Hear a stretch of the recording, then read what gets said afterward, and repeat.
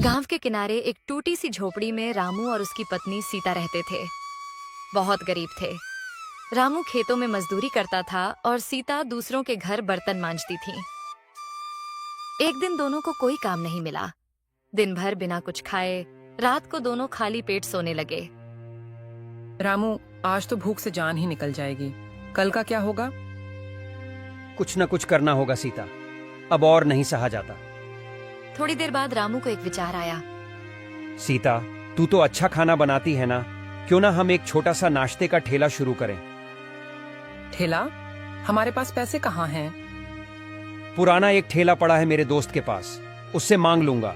थोड़े से पैसे हैं, उससे कुछ सामग्री खरीद लेंगे। सच में? पाव भाजी, डोसा, पूरी भाजी, ये सब बनाऊं?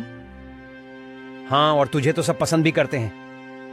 उनकी आंखों में भूख के बदले अब उम्मीद चमकने लगी थी। सुबह की ठंडी हवा गांव की गलियों में घूम रही थी। रामू और सीता ने रात भर ठीक से नींद नहीं ली, लेकिन आज उनके चेहरों पर थकान नहीं, उम्मीद थी। सीता, चलो, आज हमारा पहला दिन है। ठेला धो पोंछ कर तैयार कर लिया है। मैंने आटा गूंथ लिया है, आलू भी उबाल लिए हैं। पाव भाजी, डोसा, पूड़ी भाजी सब तैयार हो जाएगा। रामू पास के बाजार से थोड़े बर्तन और गैस सिलेंडर ले आया था। उन्होंने गांव की चौपाल के पास एक पेड़ के नीचे ठेला खड़ा किया। बगल में छोटी टंकी में पानी, एक स्टोव और सीता के हाथों का स्वाद। रामू, ये पाव भाजी की खुशबू देखो, कितनी बढ़िया आ रही है। खुशबू नहीं सीता, ये तो हमारी मेहनत की महक है। थोड़ी ही देर में एक किसान पास आया, थका हुआ और भूखा। अरे भैया, क्या बना रहे हो? बड़ी सुगंध आ रही है। भैया आइए, गरम गरम पाव भाजी खाइए, अभी अभी तैयार की है। बाप रे, इतना स्वाद तो शहर के होटल में भी नहीं मिलता। क्या नाम है आपके ठेले का? नाम तो अभी सोचा नहीं, पर आप रख दो। सीताराम नाश्ता ठेला कैसा रहेगा? बहुत बढ़िया, हमारे नाम से ही हमारी पहचान होगी। धीरे धीरे और लोग आने लगे। कोई डोसा मांगता, कोई इडली, कोई पूड़ी भाजी। सीता बिना थके सबको खिलाती रही। रामू प्लेटें धोता, पानी भरता और ऑर्डर लेता। शाम तक उनके पास छोटी सी कमाई थी, पर वो खुशी अनमोल थी। सीता देखो, आज पहली बार इतना कमाया और सबने हमारे खाने की तारीफ की। आज भूखे नहीं सोएंगे रामू, और कल और अच्छा बनाएंगे। उस दिन के सूरज ने एक नई शुरुआत की गवाही दी थी, मेहनत से जन्मी उम्मीद की शुरुआत।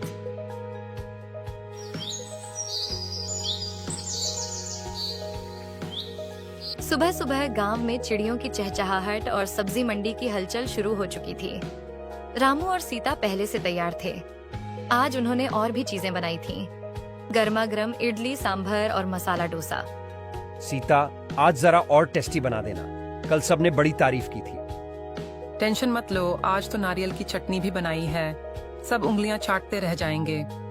सीता के हाथों में एक खास बात थी, जितना प्यार वो डालती थी उतना ही स्वाद हर चीज में आता। ठेला खुलते ही भीड़ लगने लगी। पहले दिन जिन लोगों ने खाया था वो आज अपने रिश्तेदारों और दोस्तों को साथ लेकर आए थे। रामू, सुनो भाई, कल सब तुम्हारे खाने की बड़ी चर्चा कर रहे थे, आज हमें भी स्वाद चखाओ। सरपंच जी, आपके लिए स्पेशल मसाला डोसा आ रहा है। सरपंच जी, चटनी जरा और लेना चाहेंगे। हाय राम, ऐसा स्वाद तो मैंने शहर के होटल में भी नहीं खाया। तुम लोग तो कमाल कर रहे हो। सब तरफ से तारीफें ही तारीफें मिलने लगीं। एक बुजुर्ग महिला जो रोज मंदिर जाती थी, ठेले के पास आई।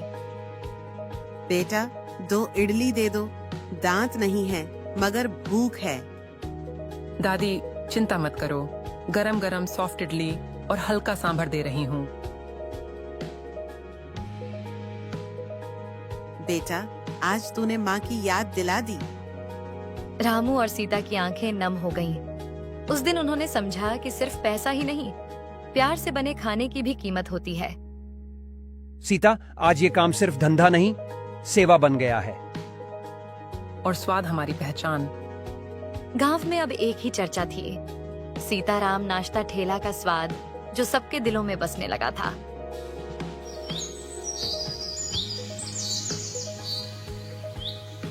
तीसरे दिन का सूरज जैसे रामू और सीता के लिए खास चमक लेकर आया था।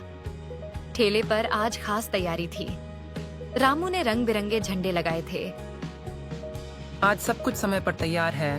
पूड़ी भाजी, डोसा, इडली, चाय भी। आज के दिन से हमें उम्मीद है सीता। देखते हैं कितना मुनाफा होगा। सुबह 7 बजे से ही ग्राहक आने लगे। कुछ लोग तो गांव के बाहर से भी आने लगे थे, सिर्फ स्वाद की चर्चा सुनकर। एक शिक्षक दंपत्ति बाइक पर पहुंचे। यही है वो ठेला जिसकी इतनी तारीफ सुनी। चलो आज टेस्ट करते हैं। सर मैडम, ये रही आपकी स्पेशल पाव भाजी, खाकर बताइएगा जरूर। उफ, ये स्वाद, क्या बात है, बिल्कुल मुंबई की याद आ गई। भीड़ बढ़ती गई।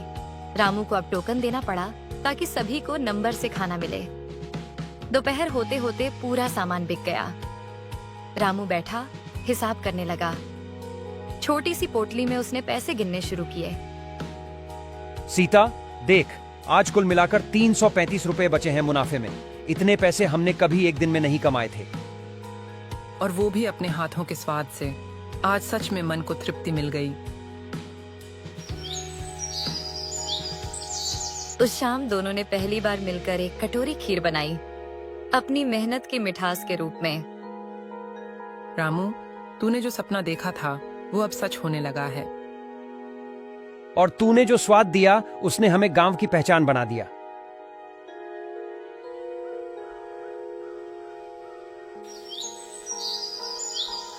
अब सीताराम नाश्ता ठेला गांव का जाना पहचाना नाम बन चुका था। हर सुबह वहां भीड़ लग जाती थी। बच्चे, बुजुर्ग, किसान, मजदूर, सभी को ठेले का खाना पसंद आने लगा था। दिन 2 युवक बाइक पर शहर से आए और ठेले के पास रुके। अरे यही है वो मशहूर ठेला, बहुत सुना था इसके बारे में। चल भाई, पहले पाव भाजी लेते हैं, फिर देखते हैं और क्या है। सीता ने मुस्कुराते हुए गरम गरम पाव भाजी और इडली परोसी। क्या स्वाद है, लेकिन भैया एक बात कहूं, हाँ हाँ जरूर कहो भैया। आपके खाने में तो बहुत स्वाद है, लेकिन नॉनवेज कुछ नहीं है? कोई चिकन बिरयानी, तंदूरी? रामू और सीता थोड़े चौंक गए। उन्होंने कभी नॉनवेज बनाने का सोचा ही नहीं था। हमने अभी तक तो केवल शुद्ध शाकाहारी रखा है भैया। अगर नॉनवेज भी शुरू कर दो तो समझो पूरे गांव और आसपास के इलाके में आपका ही राज हो जाएगा। सीता, क्या हमें नॉनवेज शुरू करना चाहिए? लोग मांग तो रहे हैं। देख रामू, अगर हम साफ सुथरे ढंग से बनाएं और स्वाद से समझौता न करें तो क्यों नहीं। ठीक है, कल से हम धीरे धीरे शुरुआत करेंगे, चिकन बिरयानी और तंदूरी से। पर ध्यान रखना, हम सब्जी वाले व्यंजन भी वैसे ही बनाएंगे। सबका स्वाद अलग रहेगा। अगली सुबह सीता ने जल्दी उठकर खास तैयारी शुरू कर दी। आज पहली बार उसके हाथों से नॉनवेज बनने वाला था। रसोई से मसालों की सुगंध और भुने हुए प्याज की खुशबू आ रही थी। रामू, मसाला बिल्कुल वैसा ही बना है जैसा तू शहर से सीख कर आया था। बहुत बढ़िया। और देख, चिकन अच्छे से गलना चाहिए। बिरयानी में स्वाद तभी आएगा। जैसे ही लोगों को खबर लगी कि सीताराम ठेले पर नॉनवेज मिल रहा है, भीड़ उमड़ पड़ी। सबसे पहले वही 2 युवक फिर से आए जो सुझाव देकर गए थे। अरे वाह, आपने तो वाकई हमारी बात मान ली। चलो भाई, आज तो दावत हो गई। पहले हमारी स्पेशल बिरयानी खाइए, फिर बताइए कैसी बनी है।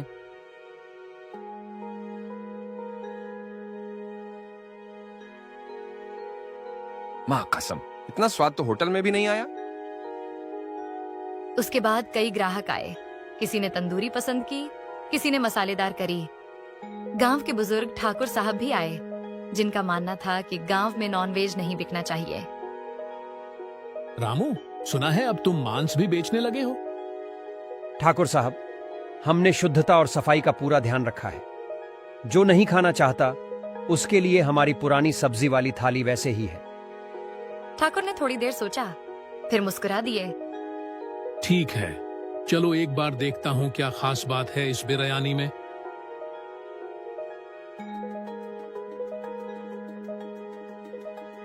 खाने के बाद ठाकुर साहब चुपचाप बोले, रामू, अब समझा कि ये सिर्फ खाना नहीं, ये तो दिल जीतने वाला स्वाद है। उस दिन सीता और रामू को एहसास हुआ कि उन्होंने एक बड़ा कदम उठाया है और सही दिशा में।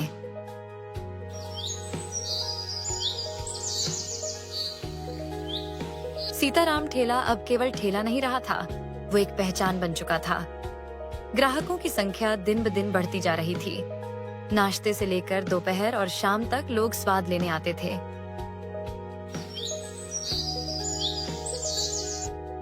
सीता, अब तो ठेले पर जगह कम पड़ने लगी है। लोगों को बैठने तक की जगह नहीं मिलती।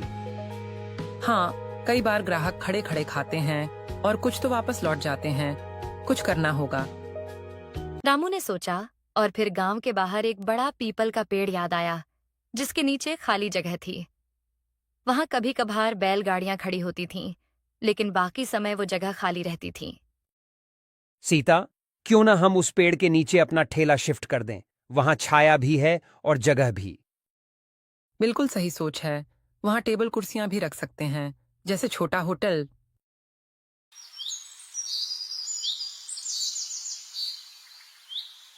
अगले ही दिन दोनों ने उस पेड़ के नीचे साफ सफाई की। टीन का एक छोटा छप्पर डाला, 4 लकड़ी की बेंचें और कुछ प्लास्टिक की कुर्सियां रखीं। साथ ही एक बड़ा तवा और 2 गैस स्टोव भी खरीद लिए। अब वो ठेला नहीं रहा, एक खुला छोटा सा होटल बन गया था।